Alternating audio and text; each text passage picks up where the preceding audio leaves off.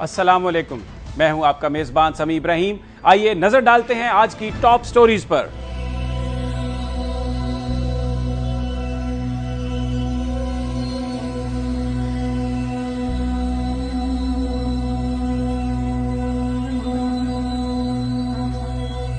क्या हजरत ज़ैनब रज़ी अल्लाह ताला अन्हा के मज़ार पर हमला वाकई पाकिस्तानी जंगजुओं ने किया है या फिरका वराना कशीदगी को हवा देने की कोशिश?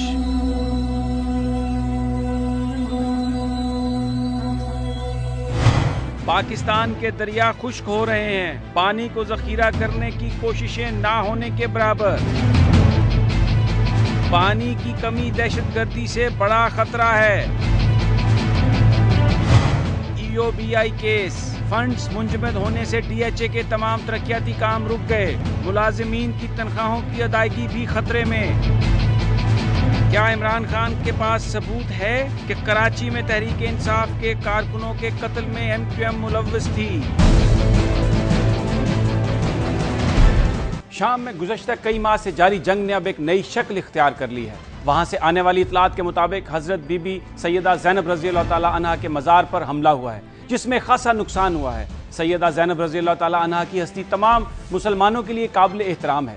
उनके मज़ार पर हमले से जहां हर मुसलमान का दिल खून के आंसू रो रहा है, वहीं ये सवाल भी बड़ा अहम है कि हमलावर कौन हो सकते हैं। अगर हम मगरबी मीडिया पर नज़र डालते हैं तो हमें ये खबरें मिल रही हैं कि पाकिस्तानी जंगजू शाम भेजे जा रहे हैं। इस हवाले से इल्ज़ाम तहरीक तालिबान पाकिस्तान के सर थोपा गया है। अब ये खबरें आ रही हैं कि बीबी ज़ैनब रज़ी अल्लाह ताला अन्हा के मज़ार पर हमला अलकायदा और पाकिस्तान से आने वाले जंगजुओं ने किया है। इस बात की तस्दीक या तरदीद यहाँ पर बैठकर करना बहुत मुश्किल है, लेकिन इस बात पर तजिया निगारों का काफ़ी हद तक इत्तफाक है कि जिस अंदाज से मगरबी खबर रसां इदारे खबरें भेज रहे हैं, इससे हमारे यहाँ फिरका वराना कशीदगी में इजाफा हो सकता है। माजी में शिया कम्यूनिटी दहशतगर्दी के हमलों का निशाना बनती रही है और हज़ारा कम्यूनिटी के लोग भी मुसलसल बमों की जद में हैं। कातलों का मकसद शिया और सुन्नी फसादात कराना था, लेकिन दोनों फिरकों के अहले इल्म उलमा की बरवक्त मदाखलत के बायस दुश्मन अभी तक अपनी इन साजिशों में कामयाब नहीं हो सका।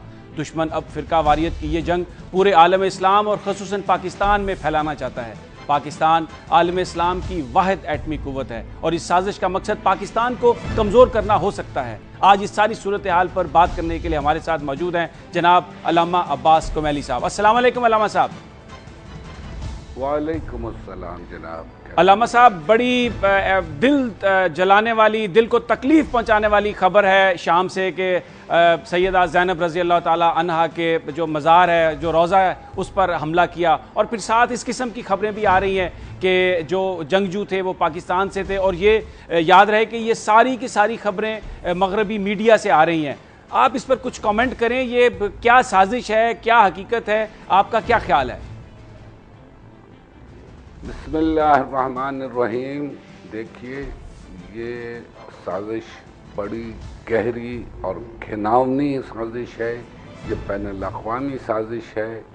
ये साम्राज्य की बाज़ मुस्लिम ममालिक से मिली भगत की साजिश है और ये साजिश बौखलाहट का नतीजा है, क्योंकि 1-2 साल के अरसे से कोशिश हो रही थी कि शाम की हुकूमत का तख्ता उलट दिया जाए और मनपसंद हुकूमत लाई जाए।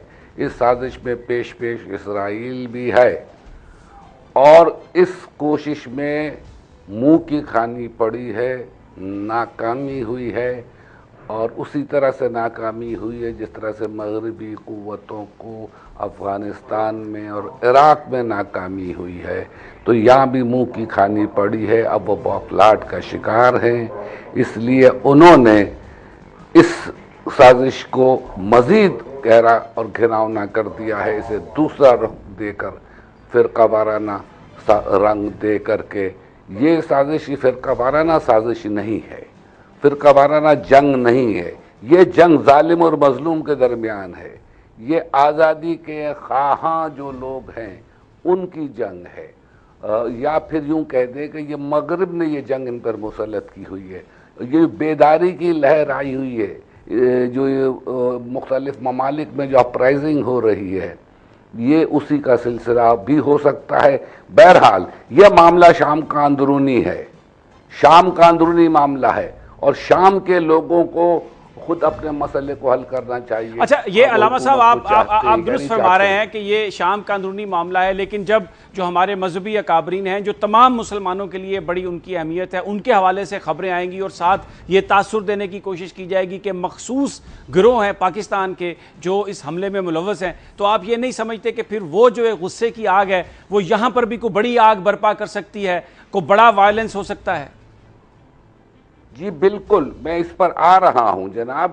یہ اب سازش بہت اور دوسرا رخ اختیار کر گئی ہے اور شیعہ سنی فساد کرانے کی سازش ہے، اور صرف شام ہی میں نہیں بلکہ دیگر ممالک میں بھی، اور یہ سازش پاکستان میں بھی ہے، اور ہرگز یہ شیعہ سنی مسئلہ نہیں ہے۔ بی بی زینب کو سبھی مانتے ہیں، نواسی رسول کا احترام کون نہیں کرتا سوا ایک تکفیری طبقے کے، ایک تکفیری طبقہ ہے جو کسی کے بھی مزار کا احترام نہیں کرتا، اور وہ صرف اہل بیت ہی نہیں، اصحاب رسول کی قبروں کا بھی احترام نہیں کرتا۔ اسی شام میں انہوں نے کچھ دنوں قبل حضرت حجر ابن عدی رضی اللہ تعالیٰ عنہ جو کہ رسول کے مقرب صحابی تھے، ان کی قبر کی بے حرمتی کی، قبر کشائی کی، قبر کے اندر سے جسد اطہر کو نکال کر لے گئے۔ اس کے علاوہ انہوں نے حضرت عمار یاسر کی قبر کی بے حرمتی کی، ان کے مقبرے کی بے حرمتی کی، حضرت جعفر طیار کے مقبرے کی بے حرمتی کی۔ یہ وہی تکفیری طبقہ ہے جو اصحاب رسول کی بھی قبروں کی بے حرمتی کرتا ہے، جو اہل بیت کی قبروں کی بھی بے حرمتی کرتا ہے، جیسا کہ جنت البقیع میں کیا گیا، جیسا کہ جنت المعلا میں کیا گیا۔ اچھا علامہ صاحب، یہ اب یہ بیان کیجئے گا کہ ان حالات میں یہاں پر جو علماء ہیں اور جو حکومت ہے ان کو فوری طور پر کیا حکمت عملی اختیار کرنی چاہیے، بیشتر اس کے کہ غصے میں آئے ہوئے لوگ قابو سے باہر ہوں، تو یہ علماء کیا رول پلے کر سکتے ہیں، کیا ہونا چاہیے؟ دیکھیے، علماء مختلف رول پلے کر سکتے ہیں حکومت سے۔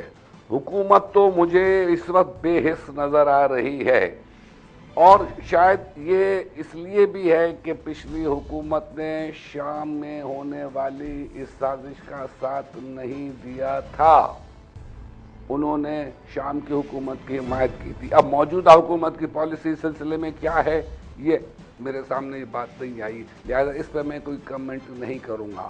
علماء کرام کو چاہیے کہ اس جو کچھ ہو رہا ہے، جو بے حرمتی جناب زینب کے روضے پر کی ہوئی ہے، اس کی سختی سے مذمت کریں، اور یہ فتویٰ جاری کریں کہ یہ جو انہوں نے بے حرمتی کی ہے، جنہوں نے مزار پہ اٹیک کرنے کی کوشش کی ہے، وہ مسلمان تو کجا انسان بھی نہیں ہے، بہت شکریہ علامہ عباس کمیلی صاحب جو یہ کہہ رہے تھے کہ فوری طور پر علماء کو مل کر یہ فتویٰ جاری کرنا چاہیے کہ جن لوگوں نے سیدہ زینب رضی اللہ تعالیٰ عنہ کے مزار پر حملہ کیا وہ مسلمان نہیں ہیں، اور علماء کو کوششیں کرنی چاہیے کہ جو فرقہ واریت پھیلانا چاہتے ہیں وہ کامیاب نہ ہو سکیں۔ ناظرین، یہاں پر وقت ہوا ایک بریک کا، اور بریک کے بعد ہم بات کریں گے عمران خان کی جو الزام انہوں نے لگایا تحریک کے MQM کے جو قائد ہیں الطاف حسین، ان کے اوپر یہ جاننے کی کوشش کریں گے کہ ان الزام میں کس حد تک صداقت ہے، کیا تحریک انصاف کے پاس کوئی ثبوت ہیں یا یہ صرف الزام اور بیان بازی ہے۔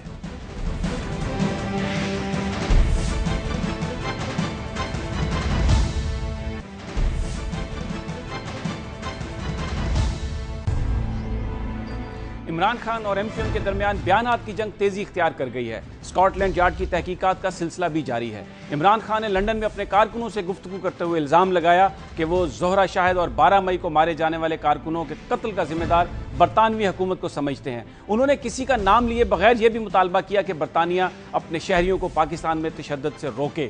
برطانیہ سے پاکستان میں تشدد پھیلایا جا رہا ہے۔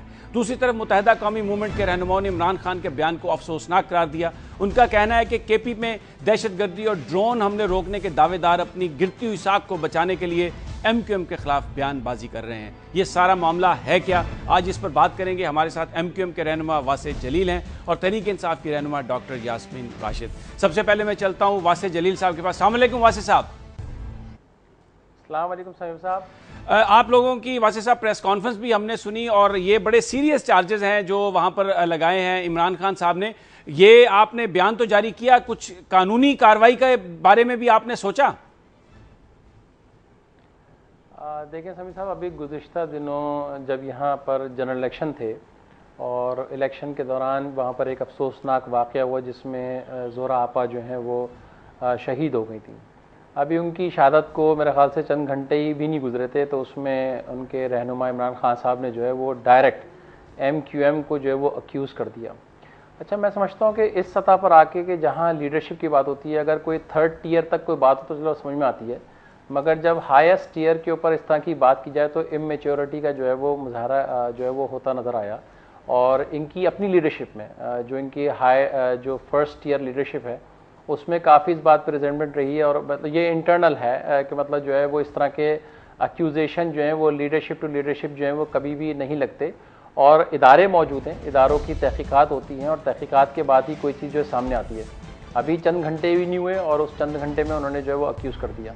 اسی طرح پر کل بھی ایک واقعہ لندن میں ہو گیا اور انہوں نے اچانک جو ہے وہ لندن کے اندر جو ہے وہ MQM کے اوپر جو ہے وہ بے بنیاد الزامات جو ہے لگا دیے ہیں. تو میں سمجھتا ہوں کہ متحدہ قومی موومنٹ اس حوالے سے یا اس نتیجے پہ پہنچی ہے کہ شاید جو مطلوبہ نتیجہ PTI شاید اخذ کر رہی تھی پورے پاکستان کے حوالے سے, شاید وہ مطلوبہ نتیجہ ان کو مل نہیں سکا, تو شاید وہ فرسٹریشن ہے. اور اس فرسٹریشن کے اندر اگر اپنا سیاست کے اندر کہیں شہرت حاصل کرنے کے لیے روم کوئی ایکوائر ہو سکتا ہے تو وہ شہر کراچی ہے, اور کراچی کے اندر اس طرح کے اسٹیٹمنٹس دے کے میں سمجھتا ہوں کہ متحدہ قومی موومنٹ کی پذیرائی اس میں ہو سکتی ہے. اس میں کبھی بھی متحدہ قومی موومنٹ کو نقصان نہیں ہوگا کیونکہ یہاں کے شہری باشعور ہیں. اچھا آپ یہ کہہ رہے ہیں کہ یہ انہوں نے سیاسی شہرت کے لیے کیا. ڈاکٹر یاسمین راشد صاحبہ آپ یہ بتائیے کہ یہ جو الزام ہے مثلا کہا عمران خان صاحب نے کہ وہ اس قتل کا ذمہ دار برطانیہ کو سمجھتے ہیں کیونکہ وہ الطاف حسین کی جو ایکٹیویٹیز ہیں ان کو روکنے میں ناکام رہا ہے, یہ صرف بیان بازی ہے یا آپ کے پاس کوئی واقعی ایویڈنس بھی ہے کہ اس میں MQM ملوث تھی ان قتلوں میں؟ دیکھیے جی, جہاں تک ایویڈنس کا تعلق ہے کیونکہ اس موضوع پہ بڑا کوئی ایسا میری ڈائریکٹ بات خان صاحب سے نہیں ہوئی, but on the other hand جو خان صاحب بات کر رہے ہیں it is not related to one event. یہ جب کہہ رہے ہیں تو آپ دیکھیے مسلسل جب بھی کوئی آرڈر آتا ہے کہ آج ہڑتال کر دیجیے, آج بند کر دیجیے, آج سیدھا کر دیجیے, الٹا کر دیجیے, یہ وہاں ولید سے ہی آتا ہے اور یونائٹڈ کنگڈم سے ہی آتا ہے. جب اس طرح کے آرڈرز آتے ہیں which have resulted in lot of loss of life at times, تو میرا خیال ہے جو عمران خان صاحب نے بیان دیا اس کے پیچھے صرف یہ زہرا آپا کا قتل نہیں ہے اور نہ ہی یہ ہے کہ بھئی اور جو ہمارے ورکرز ہیں وہ جو شہید ہوئے ہیں, اس کے پیچھے اور بھی it's a long story behind it, it is a complex subject. یہ ایک بات پہ نہیں اس پہ, لیکن جہاں تک ڈاکٹر صاحب ایک تو یہ بات ہے نا مثلا اب اگر تحریک انصاف کی قیادت یہ کہے کہ کل KP میں بند کو نہیں ہر چیز, تو وہ کیونکہ وہاں پر گورنمنٹ ہے, پاپولر جماعت ہے, وہ ہر چیز بند ہو جائے گی, اس کا یہ مطلب تو نہیں کہ جو PTI کی جو لیڈرشپ ہے وہ کوئی وائلنس کر رہی ہے. میرا خیال ہے کہ آپ بھی سبھی صاحب اس کو بڑی اچھی طرح جانتے ہیں. One of the thing that Imran Khan has always opposed is violence. کسی قسم کی وائلنس وہ کبھی نہیں پسند کرتے کہ کسی پارٹی کے اندر کوئی ان کی آرمڈ تنظیم ہو, جو کہ آپ کو پتہ ہے کہ موجود ہے. اس وقت جو لڑائی جھگڑا چل رہا ہے کراچی کے اندر, قتل و غارت ہو رہی ہے, وہ آپ کو بھی پتہ اور مجھے بھی پتہ ہے کہ اٹ از بٹوین ٹو وہ جو فائٹنگ ونگز ہیں آف ٹو پارٹیز, ان کے درمیان لڑائی جھگڑا ہو رہا ہے. یہ کوئی چھپی تو بات نہیں ہے. بات یہ کہ وائلنس کے مخالفت تو عمران خان نے ہمیشہ سے کی ہے, چاہے وہ امریکہ واسع صاحب یہ جو ایک بات آتی ہے ہمیشہ MQM کے بارے میں, مختلف جو سیاسی جماعتیں ہیں وہ ان کا ایک پرسیپشن بنا ہوا ہے یا بنا دیا گیا ہے کہ عسکری ونگز ہیں اس میں MQM بھی شامل ہے. اس تاثر کو ختم کرنے کے لیے کوئی ہم نے کوئی بڑی سالڈ ایفرٹ نہیں دیکھی آن دا پارٹ آف MQM. اب دیکھیں جس طرح ابھی یاسمین صاحبہ نے گفتگو کی ہے, ایک میچیور خاتون ہے, اگر وہ آ کے اسٹیٹ میڈیا کے اوپر آ کے اس طرح کی اگر باتیں کریں تو میں اس کو مزاح خیز اگر نہ کہوں تو پھر کیا کہوں کہ اس طرح کی آ کے وہ گفتگو کریں بغیر کسی سیاق و سباق کے, بغیر کسی پروف کے. دیکھیں کہنے کو تو پھر بہت سارے الزامات ہم بھی کسی پہ لگا سکتے ہیں, مگر سیاست کا تقاضا بھی یہی ہے, سنسیئرٹی کا تقاضا بھی ہے کہ اگر لیجیٹیمیٹ گفتگو کی جائے تو زیادہ اچھی ہو سکتے ہیں. پھر درجنوں میں بھی الزامات لگا سکتا ہوں کہ اس طرح کی چیز ہو جائیں, مگر یہ ہے کہ اس طرح کی اگر کوئی بات کریں گے تو اس سے کبھی بھی کوئی فروٹفل نتیجہ نہیں آئے گا. اور جو بات آپ نے کی ہے سمیع صاحب, میں سمجھتا ہوں متحدہ قومی موومنٹ نے ان تمام باتوں کو ہمیشہ ڈسپیل کیا ہے.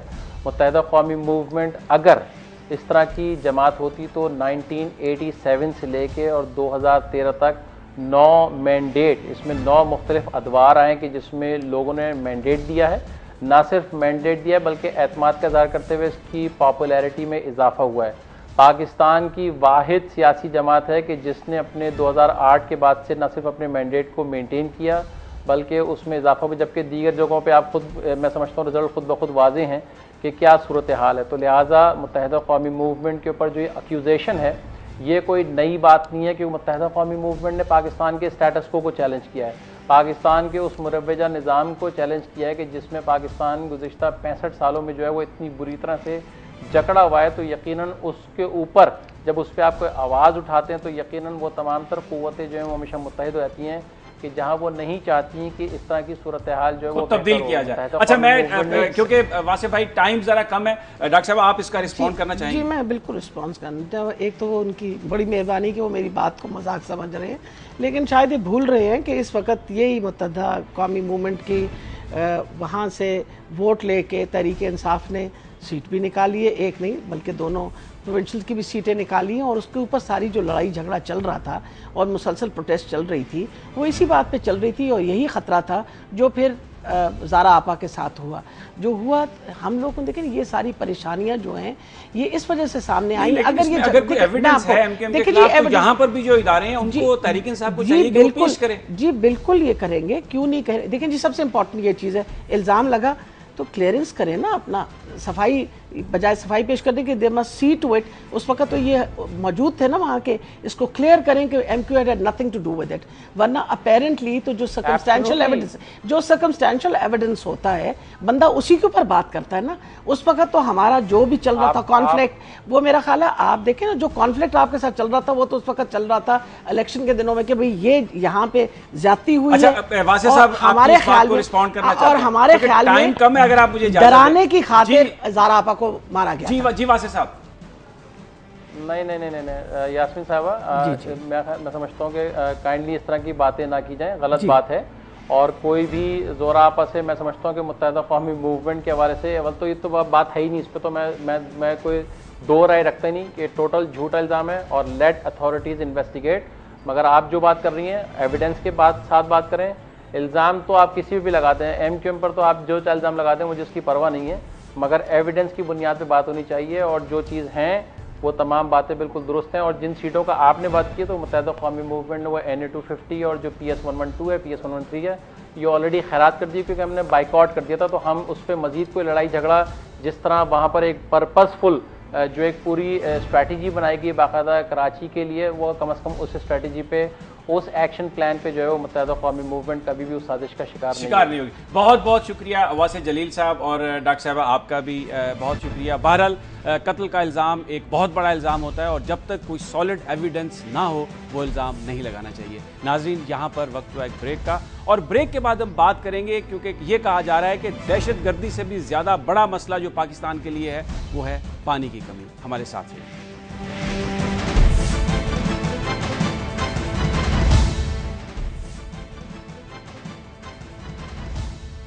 آنے والے چند سالوں میں پاکستان کے لیے دہشت گردی نہیں بلکہ پانی کی کمی سب سے بڑا مسئلہ ہوگی. کہنے کو تو اس وقت کئی علاقے پانی میں ڈوبے ہوئے ہیں، کہیں اونچے اور کہیں نیچے درجے کا سیلاب ہے. بارش کے پانی نے بھی جل تھل مچا رکھی ہے، لیکن بدقسمتی سے اس قیمتی پانی کو سنبھالنے کا کوئی بندوبست نہیں. غیر ملکی ماہرین کے مطابق پاکستان میں ڈیم نہ ہونے کے باعث ہر سال کھربوں کا پانی سمندر میں ضائع ہو جاتا ہے. بعض لوگ کہتے ہیں پاکستان میں پانی کا بحران بھارت کی آبی جارحیت سے پیدا ہوا ہے. بھارت نے پاکستانی دریاؤں پر کئی چھوٹے بڑے ڈیم بنا لیے لیکن ہم یہ کام نہیں کر سکے. امریکی جریدے دی اٹلانٹک نے ایشیائی ترقیاتی بینک کے حوالے سے اپنی رپورٹ میں کہا ہے کہ پاکستان کا سب سے بڑا مسئلہ دہشت گردی نہیں بلکہ پانی ہے. پانی کی طلب میں مسلسل اضافہ ہو رہا ہے، جبکہ ہنگامی صورتحال میں پاکستان صرف 30 دن پانی ذخیرہ کرنے کی صلاحیت رکھتا ہے. پاکستان دنیا کے ان چند ممالک میں ہے جو پانی کی شدید قلت کا شکار ہیں. پاکستان میں توانائی کے بحران کی ایک بڑی وجہ بھی پانی کی کمی ہے. 2030 تک ہماری آبادی 25 کروڑ 60 لاکھ سے بڑھ جائے گی، جس سے پانی کی طلب میں بھی بے پناہ اضافہ ہو جائے گا. بینک رپورٹ کے مطابق پاکستان کو آبی ذخیروں کی صلاحیت میں اضافے کے ساتھ ساتھ کاشتکاری کے جدید طریقے بھی اختیار کرنا ہوں گے. ماہرین کا کہنا ہے کہ پانی کی اہمیت جتنی بڑھ رہی ہے اس سے لگتا ہے کہ آئندہ جنگیں پانی کے مسئلے پر ہوں گی اور اس پر پاکستان اور بھارت میں کشیدگی بھی بڑھ سکتی ہے. بھارت کے ساتھ پانی کا مسئلہ حل کرنے کے لیے کئی مذاکرات ہو چکے ہیں، لیکن معاملہ اپنی جگہ لٹکا ہوا ہے۔ اگر اس مسئلے کو ترجیحی بنیادوں پر حل نہیں کیا گیا تو خدشہ ہے کہ ہماری زمینیں بنجر نہ ہو جائیں۔ زراعت ہماری معیشت میں ریڑھ کی ہڈی کی حیثیت رکھتی ہے، ہماری زرعی پیداوار کو نقصان پہنچا تو اس کا ناقابل برداشت نقصان ہوگا۔ اب اس سارے بحران پر آج ہم گفتگو کریں گے۔ ہمارے ساتھ موجود ہیں کمال مجید اللہ صاحب، ہمارے ساتھ موجود ہیں ڈاکٹر یاسمین راشد صاحبہ اور ہمارے سینئر نمائندے ذوالفقار علی۔ سب سے پہلے میں ذوالفقار کے پاس چلتا ہوں۔ ذوالفقار، یہ بتائیے کہ یہ پانی کی جو صورتحال ہے اس میں جی سمی صاحب مجھے آواز آ رہی ہے کہ ہم we are a country without water policy. جی بالکل سمی صاحب، بدقسمتی سے صورتحال یہ ہے کہ جب پاکستان بنا تھا تو اس وقت 5300 مکعب فٹ یا میٹر جو ہے وہ پانی کی دستیابی تھی فی کس، جو اب کم ہو کے تقریباً 1100 رہ گئی ہے۔ تو اس طرح سے اگر یہ 900 پہ یہ سطح آ جائے تو دنیا میں کہا جاتا ہے کہ یہ ملک یا وہ ملک جس میں یہ سطح ہوتی ہے وہ پانی کی قلت کا شکار ہو جاتا ہے۔ تو انفارچونیٹلی ہم نے نہ کوئی ریزروائر بنایا ہے، نہ اس کی کوئی پلاننگ کی ہے، اور تمام حکومتوں نے دعوے ضرور کیے ہیں۔ پاکستان پیپلز پارٹی کی سابق حکومت نے پورے 5 سال جو ہے بادشاہ ڈیم کا پرچار کیا ہے، لیکن وہاں پہ ایک اینٹ بھی جو ہے سول ورکس کی نہیں لگی، اور وہاں پہ ابھی تک کچھ نہیں ہوا۔ اس سے پہلے بھی میاں نواز شریف صاحب کی حکومت نے یہ کیا۔ تو یہ بالکل درست رپورٹ ہے کہ پاکستان جو ہے وہ پانی کی قلت کا شکار ملکوں میں شامل ہو جائے گا اگر کسی نے اس پہ اب بھی آنکھیں نہ کھولی۔ اچھا، آپ ذوالفقار ہمارے ساتھ رہیے۔ کمال مجید اللہ صاحب، السلام علیکم۔ وعلیکم السلام۔ کمال صاحب، یہ دیکھتے ہیں کہ ہمارے پاس دریائے سندھ ہے، اس پر ہمارے یہ ایک واحد ملک ہے جس میں سیاستدان کہتے ہیں اگر فلاں ڈیم بنا تو ملک ٹوٹ جائے گا۔ بلکہ دنیا میں ہم دیکھتے ہیں کہ جہاں پر ڈیم بنتے ہیں وہاں پر ملک بھی سنورتے ہیں۔ کولوریڈو ریور ہے امریکہ کا، اس میں 20 ڈیم انہوں نے بنائے ہوئے ہیں، لیکن ہمارے پاس اگر ہم دیکھتے ہیں تو نہ کوئی واٹر ریزروائر ہے، کوئی ڈیم نہیں ہے۔ کہاں جا رہے ہیں ہم؟ سمی صاحب شکریہ، آپ کا موقع دے رہے ہیں اس کے اوپر بات کرنے کے لیے۔ کولوراڈو ریور کے اوپر واقعی میں 20 ڈیمز ہیں، لیکن کولوراڈو ریور کی جو ایکو سسٹم ہے وہ بھی آج کل مشکلات میں پڑی ہوئی ہیں۔ سو جب آدمی ڈیم بنانے جاتا ہے بغیر سوچ کے، بغیر سمجھ کے، بغیر اس کے کوئی آئیڈیا ہونے کے کہ آپ کے پاس پانی ہے کتنا، یا آپ کا پانی کا فلو کتنا ہے، یا مقدار کتنا ہے، اور کتنا پانی کب اویلیبل ہوتا ہے، تو جب تک آپ یہ چیزیں سمجھتے نہیں ہیں یا ہمیں نہیں سمجھ آتی ہیں تو اس کے اوپر اتنی بڑی پالیسی بنانا کہ ڈیمز کہاں کہاں بننے چاہیے وہ بھی غلط ہے۔ میرے خیال میں سب سے بڑا مسئلہ ہمارے پاس یہ ہے کہ ہم اپنے ہی پانی کو ہم سمجھتے نہیں ہیں۔ جب ہم اپنے دریاؤں کو سمجھنا شروع کر دیں گے، دریا زندہ شے ہے، اور اگر وہ ایک زندہ شے ہے تو اس زندہ شے کے ساتھ آپ آگے کیسے بڑھ کے چل سکتے ہیں۔ وہ زندہ شے آپ کو کچھ چیزیں بتاتی بھی ہیں۔ 2010 میں آپ کو معلوم ہے کہ جتنا سیلاب آیا تھا وہ کبھی لکھت میں نہیں آیا، نہ کبھی کسی کی یادداشت میں اتنا پانی آیا۔ لیکن وہ سیلاب آیا کب تھا؟ اگست کی 1 تاریخ کو، اگست کی 4 تاریخ کو، لیکن 31 جولائی تک تو آپ ڈراؤٹ کنڈیشن میں تھے، آپ ایک کھوٹ میں تھے، اور ادھر مصیبت یہ تھی کہ ہمیں سمجھ نہیں آ رہا تھا کہ وہ جو گروئنگ سیزن ہے اس کے اندر پانی کہاں سے آئے گا سارے ملک کے لیے۔ یعنی یہ سارا جو مسئلہ ہے اس لیے ہے کہ پانی ذخیرہ کرنے کی کیپیسٹی نہیں ہے ہمارے پاس، ہم سمجھتے ہی نہیں اپنے پانی کو۔ ٹھیک ہے، ہمارے ساتھ ہی رہیے۔ میں آپ کو میں بس ایک ہی آپ کو وہ دینا چاہ رہا ہوں، کوئی ڈیٹا ہے جو ذوالفقار علی صاحب نے بھی ڈیٹا کے بارے میں بات کی تھی کہ آپ کے پاس 150 ملین ایکڑ فٹ پہ پانی چلتا ہے، اور اسی دریا سسٹم میں 90 ملین ایکڑ فٹ پہ پانی چلتا ہے۔ 60 ملین ایکڑ فٹ پانی غائب ہو جاتا ہے، آتا ہی نہیں ہے، ہوتا ہی نہیں ہے۔ کبھی کبھار بارشیں کم ہو جاتی ہیں، کبھی کبھار ٹھیک ہے، ہمارے ساتھ ہی رہیے۔ میں یہاں پر ڈاکٹر یاسمین راشد صاحبہ کو انوالو کرنا چاہتا ہوں۔ ڈاکٹر صاحبہ، کچھ لوگ یہ کہتے ہیں کہ بھارت کے ساتھ یہ جو انڈس واٹر ٹریٹی ہے ہمیں یہ ری نیگوشیٹ کرنا ہوگی، وگرنہ اگر بھارت نے وہ جو 3 ویسٹرن ریورز میں جو ان کا حصہ ہے وہ لینا شروع کر دیا تو یہاں پر ہم تو بالکل ہی بنجر ہو جائیں گے، کیونکہ ہمارے پاس تو واٹر جو کیپیسٹی نہیں ہے پانی ذخیرہ کرنے کی۔ دیکھیے جی، میرا خیال ہے امپورٹنٹ چیز ہے آف کورس کہ ہم لوگ دوبارہ ری وزٹ کریں انڈس بیسن ٹریٹی، اور مزید اس کے اوپر نیگوسیشنز ہونی چاہیے، اور جس طرح آپ نے بات کی ہے یہ ہمارا سب سے بڑا مسئلہ بنے گا۔ اور امپورٹنٹ چیز یہ ہے کہ آپ کے سورسز، سب سے بڑی تو یہ بات ہے آپ کے سورسز کیا ہیں سویٹ واٹر کے۔ इस वक्त आपका सबसे बड़ा सोर्स जो है वो कॉन्कॉर्डिया is a very big source, जो आपका ग्लेशियर से पानी आता है, which is actually a source of sweet water plus water which is coming on the reverse. अब रिवर इंडस के अंदर ये 2-3 सोर्सेज हैं जहाँ से पानी आ रहा है। इस वक्त ग्लेशियल वार्मिंग ग्लोबल वार्मिंग शुरू हो गई है। ग्लेशियर्स जो हैं वो बहुत तेज़ी से पिघल रहे हैं। अगर वो इसी तेज़ी से पिघलते रहे तो जो एक सोर्स है स्वीट वाटर का जो मुसलसल है, यहाँ तक सोचा जाता है कि सन 2050 के अंदर we might loose all our glaciers because of global warming. और अगर हम अपने ग्लेशियर सारे हमने लूज़ कर दिए तो जो हमारा सोर्स ऑफ ड्रिंकिंग वाटर वो शायद बिल्कुल ख़त्म हो जाए। एक तरफ जो हमारे पास अपना सोर्स है उसके वो पिघला चला जा रहा है, और दूसरी तरफ से जो सोर्स आ रहा है फ्रॉम इंडिया उसके ऊपर मज़ीद डैम्स जो हैं वो बनाए चले जा रहे हैं। तो जिस तरह कहा है, of course you have to understand your reverse, but under old conditions reservoirs must be eventually built because you have to store this water which is all going। आपको देखें नहीं क्या करना है आपने, you have got to start looking towards rain harvesting, कि हम किस तरीके से रेन की हार्वेस्टिंग कर सकते हैं ताकि एक्वाफर हमारे रिचार्ज हो जाए। हमें बहुत ज़रूरी है कि हमारे जो एक्वाफर मज़ीद नीचे चले जा रहे हैं उनको रिचार्ज करने के लिए ताकि वो सरफेस वाटर के करीब आए। इसी तरीके से हम लोगों के जो रिवर्स हैं उसके अंदर आप एक तो रिवर्स वैसे फ्लो कम हुई भी है, ऊपर से massive amount of affluence is being throne into this reverse, मजीद गंदा भी अंदर भी हो रहा है। हमारे साथ ही रहिए कमाल मजीदुल्लाह साहब, ये भी खबरें आ रही हैं कि इस वक्त जो इंटरनेशनल डोनर्स हैं वो बजाय इसके कि हम जो डैम बना रहे हैं जिसमें वाटर रिजर्वायर होंगे उनको सपोर्ट करने के बजाय वो कह रहे हैं कि रन ऑफ द रिवर आप जो प्रोजेक्ट्स हैं वो बनाएं। तो इससे तो हमारा ये जो पानी का मसला है ये तो हल नहीं होगा अगर हम रन ऑफ द रिवर बना भी लें बिजली पैदा करने के लिए। आपके मसले क्यों नहीं हल होंगे?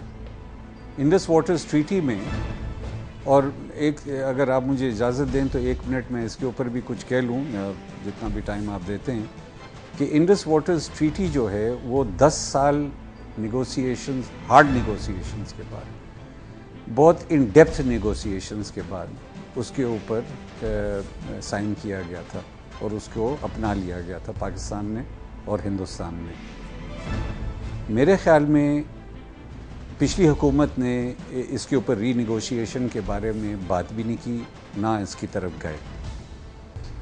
ये जो है रीनिगोशिएशन की जो बातें इस मुल्क में चल रही हैं, और with due respect to everybody, इसमें कोई पर्सनल बात नहीं है। ये चर्चा जो उठा था ये हिंदुस्तान की तरफ से उठा था।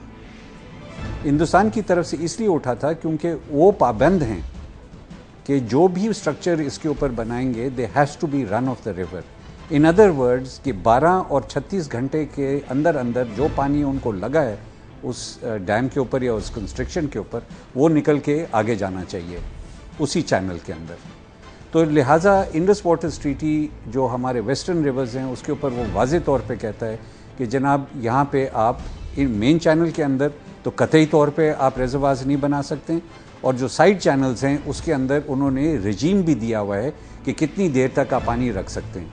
ठीक है, उसके अंदर ये भी कहा गया है कि कुछ 1-8 मिलियन एकड़ फीट वो स्टोर कर सकते हैं, बट इन रिवर से कोई 60 मिलियन एकड़ फीट तो आता ही है आपके पास, तो कुछ ज़्यादा फ़र्क नहीं पड़ना चाहिए उससे।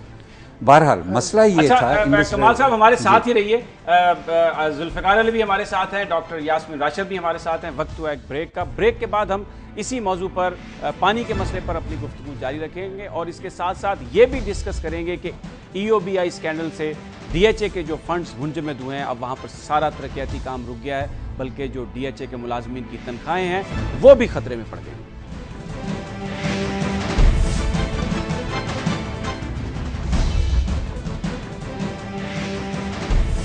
Welcome back. पाकिस्तान के जो आबी मसाइल हैं उन पर बात हो रही है। जुल्फ़िकार, आपसे मैं ये जानना चाहूँगा कि ये तो कमाल साहब तो ये कह रहे हैं कि इंडस वाटर ट्रीटी रीनिगोशिएट नहीं होनी चाहिए, उसका फ़ायदा तो इंडिया ले जाएगा, फिर क्या हल तलाश करें हम इसका? समी साहब, मैं बड़े एहतराम के साथ उनसे थोड़ा सा इख्तलाफ करूँगा इस बारे में कि वो कहते हैं कि फ़र्क नहीं पड़ेगा। फ़र्क क्यों नहीं पड़ेगा? 13 लाख एकड़ की वेस्टर्न रिवर से उनको आबियारी की या इरिगेशन की इजाज़त है। अभी तक उन्होंने 7.5 लाख एकड़ की यहाँ से पाकिस्तानी रिवर से जो इरिगेशन की है। तो जब वो 13 लाख एकड़ को वहाँ पे बसाएंगे और उनको पानी देंगे तो क्या फ़र्क नहीं पड़ेगा पाकिस्तान के पानी को? और कौन ये नहीं कहता जानता कि झेलम बेसन में पानी की मिकदार कम हुई है। जब इंडस वाटर ट्रीटी नेगोशिएट हुई थी या उस वक्त साइन हुई थी तो उस वक्त क्लाइमेट की सूरत डिफरेंट थी।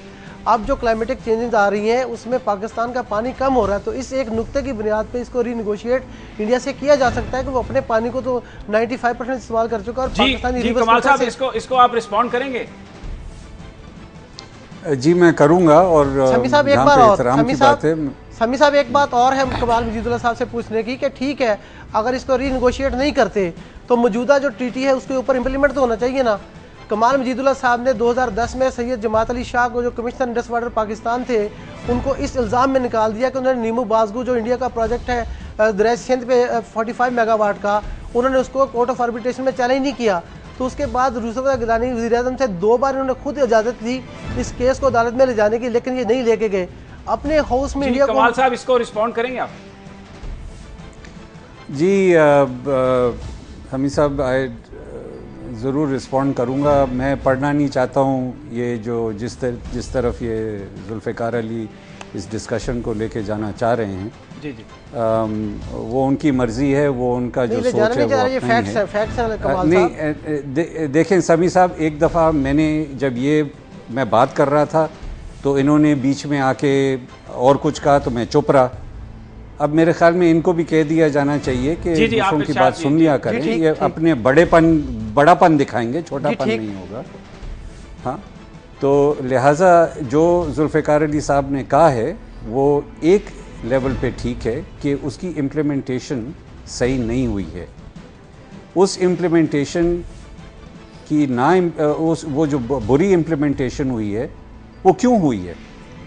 जिन लोगों के बारे में वो अभी कह रहे हैं कि जी मैंने निकाल दिया था तो मैंने ये किया था और मैंने वो किया था, ये 18 साल के लिए तो वहीं पे बैठे हुए थे ना। तो उन्होंने क्या किया था? उन्होंने कुछ किया था? आपको बगलियार मिला उससे, आपको दुलुस्ती मिली उससे, आपको जो दूसरे बन रहे थे डैम्स, ये जो निमो बाजगो के बारे में बात कर रहे हैं, जब जमायत अली शाह निमो बाजगो के बारे में हमारे पास आए थे हुकूमत में और कहा था कि इसको जी आगे आप लेके चलें, उस वक्त 85% कंप्लीशन हो चुकी थी, वो फेट अकम्पली के लेवल पे पहुंच गया था। अब थोड़ा सा तो होमवर्क कर ही लेना चाहिए लोगों को और पता कर लेना चाहिए कि असल में हकीकत क्या थी। सिर्फ सुनी सुनाई बातों के ऊपर अच्छा ये बताइए आप इसका मुख्तसरन, क्योंकि हमारे पास टाइम कम है, इसका हल बता दें पाकिस्तान क्या करे? इसके असल में 2 हल हैं। इसका एक हल ये है कि जो आप जद्दोजहद कर रहे हैं हिंदुस्तान के ख़िलाफ़ कि पानी वहाँ से चलता रहे, उसके अंदर there is no interruption in the flow, जो ट्रीटी कहती है it should be uninterrupted flow, वो होता रहे। और जो जिस तरीके से उनको इजाज़त दी गई है run of the river dams बनाने के लिए, डैम्स नहीं है run of the river power plants बनाने के लिए, तो वो हम देखें उसको कि वो वैसे ही बनते रहें। कोर्ट ने हमारे हक में एक हतमी फ़ैसला दे दिया है कि उसके अंदर जो ट्रीटी की इम्प्लीमेंटेशन है वो हिंदुस्तान को माननी पड़ेगी कि वो पानी को रोक नहीं सकते। ठीक है, ये पक्का हो गया। शुक्रिया कमाल साहब। यास्मीन साहबा आप इस पर रिस्पॉन्ड करेंगी? जी मैं तो मेरा ख्याल है जो बात ये कर रहे हैं वो बिल्कुल सही कर रहे हैं। असल में मसला ये है कि इनका ये कहना है कि हमें शोर मुसलसल मचाता रहना चाहिए and we should be very vigilant कि जो वाटर है दैट इज़ कंटिन्यूसली रनिंग, वो 48 आवर्स की स्टॉप गैप का होता है naturally for the production of hydel power, that is very important. But I still मैं वो तो हुआ ना जी फ्रॉम द वाटर जो हम इंडस बेसिन ट्रीटी का कर रहे हैं। मैं तो ये चाहूँगी पूछने के लिए कि आप सोल्यूशन पाकिस्तान के लिए बताइए कि हमारे लिए पाकिस्तान के अंदर how are we going to have water reservoirs, how are we going to conserve this water of earth, how will you preserve this water and how can we use it to the best. बहुत शुक्रिया doctor Yasmin Rashid साहब। जुल्फ़िकार अली आपका भी, कमाल मजीदुल्लाह साहब आपका भी, ये बड़ा अहम मामला है, इस पर बहस जारी रहेगी और पाकिस्तान को पानी का ज़ख़ीरा करने के लिए यकीनन डैम्स बनाना पड़ेंगे, यही इस मसले का हल है। अब आपको एक दूसरे अहम इशू की जानिब ले चलते हैं जो है डिफेंस हाउसिंग अथॉरिटी का।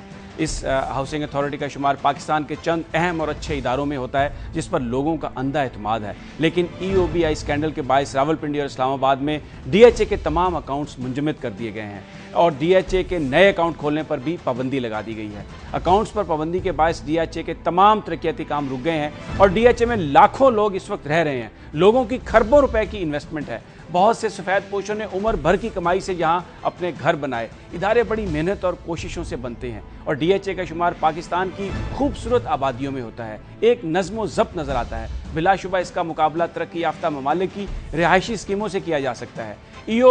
EOBI स्कैंडल ने सारा निज़ाम बलद कर रख दिया है। EOBI के साबिक चेयरमैन जफर गोंदल या कुछ और दूसरे डेवलपर्स इस स्कैंडल में मुलव्वस है तो उनके खिलाफ सख्त कार्रवाई की जानी चाहिए। बहुत अच्छा किया सुप्रीम कोर्ट ने, उनके खिलाफ एक्शन लिया, लेकिन ऐसा नहीं होना चाहिए कि उसका नुकसान DHA जैसे इदारे और वहाँ रहने वाले आम आदमी को पहुँचे। DHA पर लोगों का भरपूर एतमाद है, न सिर्फ इस्लामाबाद और रावलपिंडी बल्कि लाहौर और कराची में भी DHA का एक कामयाब सोसाइटी समझा जाता है और लोग आंखें बंद करके यहाँ इन्वेस्टमेंट कर रहे हैं। लेकिन एक शख्स जफर इकबाल और उसके साथियों की करप्शन ने एक पूरे इदारे को तबाही के दहाने पर पहुंचा दिया है। डर इस बात का है कि इस स्कैंडल से कहीं DHA जैसा इदारा तबाह ना हो जाए। माजी में हम ताज कंपनी का हशर देख चुके हैं। हज़ारों लोगों के अरबों रुपए ताज कंपनी के स्कैंडल में डूब गए थे। अब ज़रूरत इस अमर की है कि EOBI में जहां जिन लोगों ने अपने वसाइल का गलत इस्तेमाल किया, अपनी हैसियत का गलत इस्तेमाल किया, उनके खिलाफ कार्रवाई होनी चाहिए और वो डेवलपर्स जिन्होंने माल को लूटने की कोशिश की उनके खिलाफ भी कार्रवाई की जानी चाहिए। लेकिन इसका सारा जो असर है वो DHA जैसे इदारे पर नहीं आना चाहिए, क्योंकि DHA एक ऐसा इदारा है, एक ऐसी जगह है जहाँ पर पाकिस्तान का कोई भी शख्स, ये उसका ड्रीम है कि उसको वहाँ पर जगह मिले और वहाँ पर वो घर बनाए। नाज़रीन, ये था आज का प्रोग्राम। कल फिर आपसे मुलाकात होगी टॉप स्टोरी और एनालिसिस के साथ। तब तक अपना और अपने साथियों का ख्याल रखिएगा। अल्लाह हाफ़िज़।